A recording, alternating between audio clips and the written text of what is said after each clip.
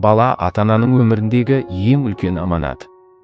Біздің әр сөзіміз, әр әрекетіміз оның болашағына салынған іргетас. Кейде шаршаймыз, кейде ашуланамыз, кейде өз эмоциямызды басқара алмай қалуымыз мүмкін. Бұл қалыпты. Бірақ сол сәтте айтылған ауыр сөздер баланың жүрегінде жылдар бойы өшпейтін із қалдырады. Баланың психикасы өте нәзік. Әр қатты сөз оның өзіне деген сенімін азайтады. Әр жылы сөз оны қанаттандырады. Сондықтан бүгін біз балаларға ешқашан айтуға болмайтын 15 сөзді және оның орнына не айту керектігін қарастырамыз. Бұл тек сөз ауыстыру емес, бұл баланың өмірін өзгерту жолы. Сен ештеңеге жарамайсың. Бұл сөз баланың өз құнын толық жоққа шығаратын ең ауыр сынды сөздердің бірі. Ол өзін пайдасыз, түкке тұрмайтын адам сезіне бастайды. Оның орнына сен тырысып жатырсың, үйреніп кетесің деген дұрыс. Бұл сөз баланы ынталандырады, оның күшіне сенетінін көрсетеді. Қолыңнан түк келмейді. Бұл балаға сен қабілетсізсің деген белгі береді. Оның орнына бәрі бірден болмайды, бірге жасап көрейік деген абзал. Бала қателесудің дамудың бір бөлігі екенін түсінеді. Ұялмайсың ба? Бұл сөзден бала өз сезімін, өз болмысын ұялатын нәрсе деп қабылдайды. Оның орнына келесіде бұдан да жақсы жасай аласың, мен сенемін. Неге айту керек? Бұл сөз баланы қорламай, өз қателігін түзеуге мүмкіндік береді. Тыныш отыр. Мазамды алма. Бұл сөздер балаға сен маңызды емессің деген сезім қалдырады. Оның орнына қазір шаршап тұрмын, бірақ сен мен үшін маңыздысың. Біраздан кейін сөйлесейік, жарай ма? Деп айтқа дұрыс. Сонда бала түсіністік пен құрметті сезінеді. Өзің кінәлісің.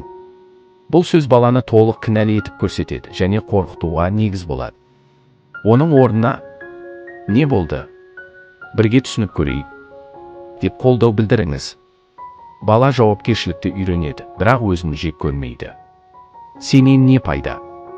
Бұл баланың өзіндік бағасын толық жояды. Оның орнына сенің қолыңнан көп нәрсе келеді. Мен сенің болашағыңа сенемін дегеніңіз дұрыс. Сонда бала өзін бағалай бастайды. Жыламай қой. Эмоцияны басу психологиялық жара. Оның орнына егер жылағың келсе, жыла. Мен қасыңдамын десеңіз. Бала өз сезімдерін дұрыс қабылдауды үйренеді. Анау бала сияқты болшы. Салыстыру, өзін біреуден кем санау, өзін төмен сезінуге алып келеді. Оның орнына әр бала ерекше. Сенің өз жолың бар. Дегеніңіз абзал. Бұл баланың өзіндік ерекшелігін сақтайды. Мені шаршаттың.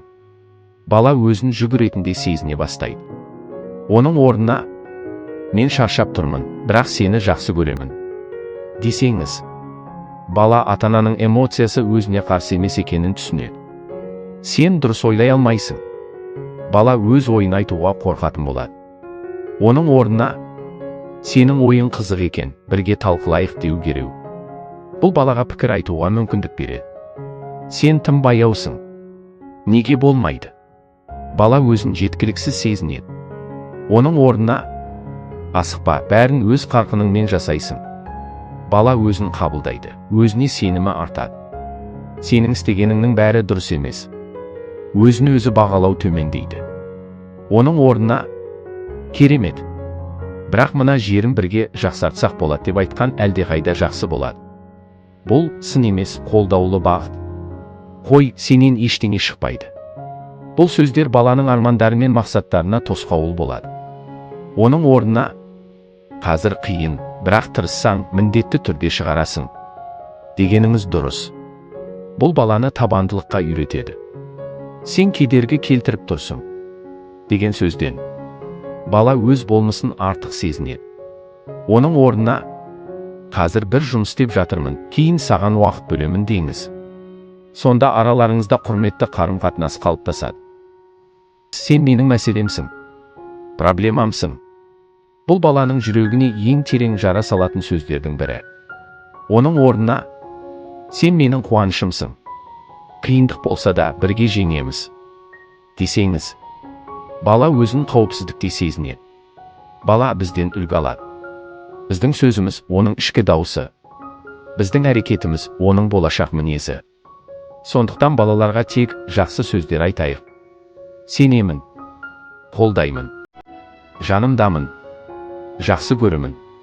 Біздің балаларымыз біздің болашағымыз. Олардың психикасы, жүрегі, өмірге деген көзқарасы біздің қолымызда.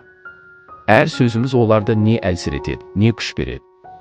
Балаларымызға жарық береміз десек, жүректен шыққан жылы сөзден бастайық.